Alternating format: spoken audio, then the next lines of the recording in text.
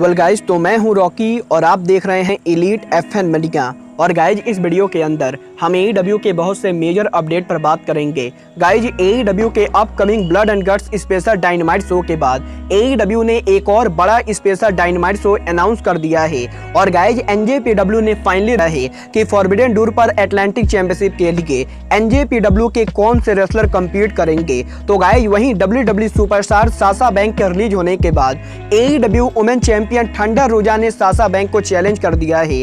और guys, forbidden door पर Brian डेनियल्सन के पॉसिबली रेसल करने को लेकर रेसलिंग ऑब्जर्वर डेव मेल्जर ने बहुत ही बड़ी अपडेट दी गई। और गाइज, इस साल NJPW के जीवन क्लाइमेक्स के ऊपर AEW के एक बहुत ही बड़े रेसलर का रिटर्न अनाउंस हो चुका है। तो गाइज, अगर आपको ये सभी मेजर अपडेट जाननी गए तो गाइज वीडियो को एंड तक जरूर देखना। और गाइज, जिन लोगों ने अब तक वीडियो को लाइक नहीं किया है गाइज, वीडियो को लाइक कर देना। बट गाइज, चलिए अब बिना किसी देरी के शुरू करते हैं इस वीडियो को। और गाइज, सबसे पहले बात करते हैं AEW के ब्रांड न्यू एटलांटिक चैंपियनशिप की। वेल गाइज, जैसा कि आपको मालूम है AEW फॉरबिडन डोर पर फेटल 4-वे मैच के अंदर AEW का पहला एटलांटिक चैंपियन क्राउन करेगी। और गाइज, यहाँ पर इस मैच के अंदर AEW उनके कंपनी के 3 रेसलर्स को रखने वाली गए, जबकि गाइज इस मैच का चौथा रेसलर AEW नहीं बल्कि NJPW का रेसलर होगा। और गाइज, यहाँ पर NJPW के अंदर से इस पेपर व्यू पर कौन सा रेसलर कम्पीट करेगा, NJPW ने इसको लेकर एक मिनी टूर्नामेंट कराया है,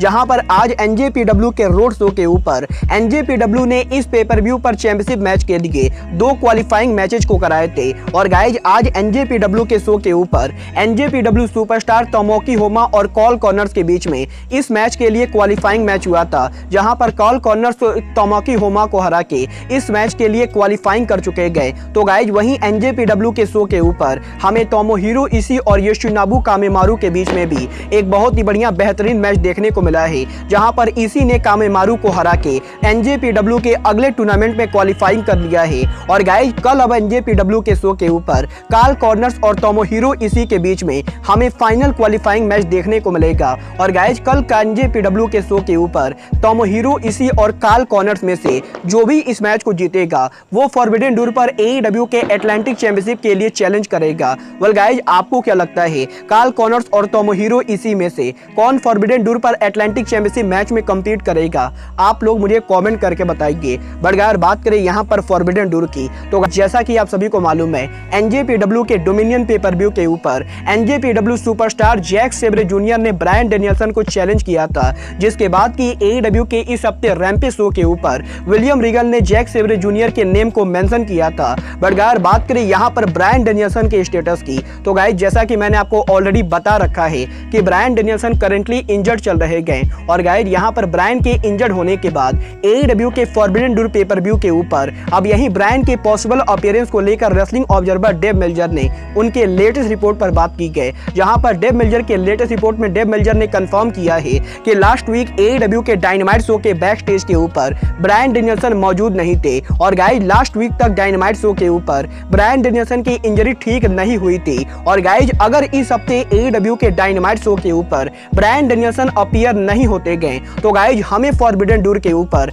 ब्रायन डेनियल्सन और जैक सेब्रे जूनियर का क्योंकि गाइज, अब तक AEW के मेडिकल टीम ने ब्रायन डेनियल्सन के इंजरी को क्लियर नहीं किया है। और गाइज, अब भी ये चीज पूरी तरह से अनक्लियर है कि ब्रायन डेनियल्सन फॉरबिडन डोर पर रेसल करेंगे या नहीं। वेल गाइज, ये तो अभी इस हफ्ते के डायनामाइट को देखकर ही पता चलेगा कि ब्रायन फॉरबिडन डोर पर रेसल करेंगे या नहीं, क्योंकि गाइज AEW के इस हफ्ते डायनामाइट शो के ऊपर NJPW superstar Zack Sabre junior possibly appear होने वाले गए। और गाइज, अगर डायनामाइट पर हमें ब्रायन डेनियल्सन और जैक सेब्रे जूनियर के बीच में कोई सेगमेंट देखने को मिलता है तो गाइज, इसका मतलब फॉरबिडन डोर के ऊपर हमें Bryan Danielson versus Jack Sabre junior देखने को मिलेगा। वेल गाइज, आपको क्या लगता है ब्रायन डेनियल्सन फॉरबिडन डोर तक क्लियर हो पाएंगे या नहीं? आप लोग मुझे कमेंट करके बताइए। बट अगर बात करें यहाँ पर AEW की, तो गाइज, जैसा कि आप सभी को मालूम है WWE के साशा बैंक को अनअनाउंस्ड रिलीज करने के बाद मल्टीपल फैंस ये चाहते हैं कि साशा बैंक AEW को ज्वाइन करे। और गाइज, यहाँ पर ऑलरेडी सोशल मीडिया के ऊपर ये हल्ला चल रहा है कि साशा बैंक टोनी खान के कंपनी को ज्वाइन करेंगी। बट गाइज, यही अब AEW AEW की current world women champion thunder रोजा ने उनके लेटेस्ट इंटरव्यू के अंदर साशा बैंक के पॉसिबल डेब्यू को लेकर बात की गई, जहां पर थंडर रोजा ने ये कहा है कि अगर साशा बैंक AEW को ज्वाइन करते गए तो गाइज यहाँ पर थंडर रोजा वो पहली रेसलर बनना चाहेंगी जो साशा बैंक को AEW के अंदर फेस करे। और गाइज यहाँ पर थंडर रोजा चाहती गए कि अगर साशा बैंक AEW को ज्वाइन करे तो गाइज साशा बैंक का AEW में पहला मैच और किसी के नहीं बल्कि थंडर रोजा के खिलाफ हो। वेल गाइज देखना काफी ज्यादा दिलचस्प होगा कि साशा बैंक सच में AEW को ज्वाइन करती है या नहीं। और गाइज अगर साशा AEW को ज्वाइन करते गए तो गाइज AEW इस ड्रीम मैच को बुक करती है या नहीं। बट गाइज बात करें यहाँ पर AEW की तो गाइज जैसा कि आप सभी को मालूम है AEW और NJPW के फॉरबिडन डोर पेपर व्यू के बाद AEW उनका अगला Dynamite show special Dynamite AEW Dynamite Blood and Guts कराने वाली गए। और guys last week Road Rager special Dynamite के बाद AEW ब्लड एंड गट्स नाम का स्पेशल डायनामाइट शो कराएगी। बट गाइज यहीं अब Blood and Guts Dynamite show के बाद AEW ने एक और बड़ा स्पेशल डायनामाइट शो अनाउंस कर दिया है। और गाइज यहाँ पर AEW ने कंफर्म किया है कि AEW के ब्लड एंड गट्स शो के बाद AEW 10 अगस्त को उनका अगला स्पेशल डायनामाइट शो कराएगी, जहां पर 10 अगस्त को टारगेट सेंटर के अंदर AEW उनका 2022 में quick by the lake dynamite show कराने वाली गए। और गाइज यहां पर 10 अगस्त को टारगेट सेंटर के अंदर हमें quick by the lake special Dynamite show देखने को मिलेगा।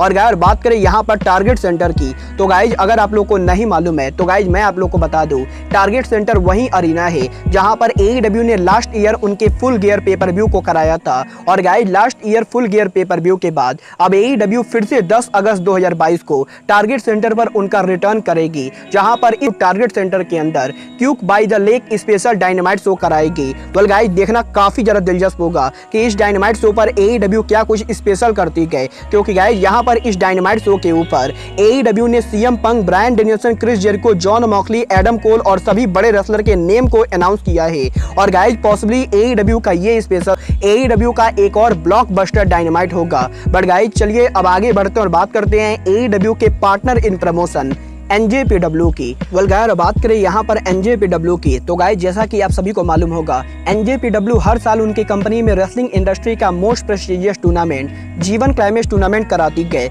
जहां पर इस साल के NJPW का जीवन क्लाइमेक्स टूर्नामेंट NJPW के अब तक का सबसे बड़ा टूर्नामेंट होने वाला है, क्योंकि गाइस इस साल जीवन क्लाइमेक्स के अंदर 21 नहीं बल्कि 28 रेसलर देखने को मिलेंगे। और गाइस इस साल जीवन क्लाइमेक्स के अंदर हमें 2 नहीं बल्कि 4 ब्लॉक देखने को मिलेंगे। और गाइस यही जीवन क्लाइमेक्स के रेसलर्स के एंट्रेंस के अनाउंसमेंट के समय NJPW ने अब ये कंफर्म किया है कि इस साल जीवन क्लाइमेक्स 32 के ऊपर हमें AEW के सुपरस्टार लांस आर्चर करीबन 3 सालों के बाद NJPW पर उनका रिटर्न करते हुए दिखाई देंगे, जहां पर इस साल जीवन क्लाइमेक्स के अंदर लांस आर्चर NJPW के A ब्लॉक से कम्पीट करेंगे। और अगर बात करें यहां पर जीवन क्लाइमेक्स के ब्लॉक्स की तो गाइज इस साल NJPW के अंदर हमें 7 रेसलर के 4 ब्लॉक देखने को मिलेंगे। और गाइज इस साल जीवन क्लाइमेक्स में A ब्लॉक के अंदर हमें काजुचिका ओकाडा, टोरू यानो, जोना, लांस आर्चर, फैले जैसे 7 रेसलर A ब्लॉक के तरफ से देखने को मिलेंगे। तो गाइज वहीं जीवन क्लाइमेक्स के B ब्लॉक के अंदर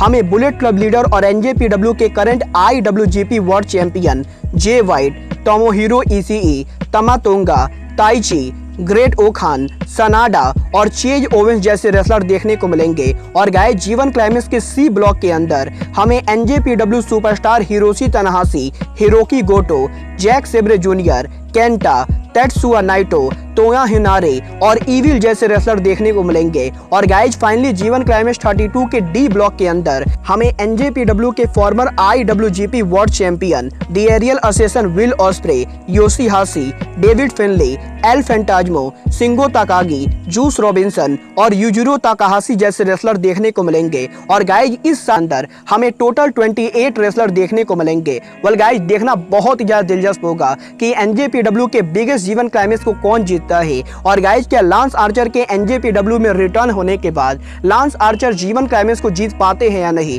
वेल गाइज आपको क्या लगता है इस साल जीवन क्लाइमेक्स 32 को कौन जीतेगा, आप लोग मुझे कमेंट करके बताइए। बट गाइज अब आज के इस वीडियो में बस इतना ही, मैं मिलता हूं आपसे अपने अगले वीडियो में। बट गाइज तब तक के लिए goodbye, good night and bang.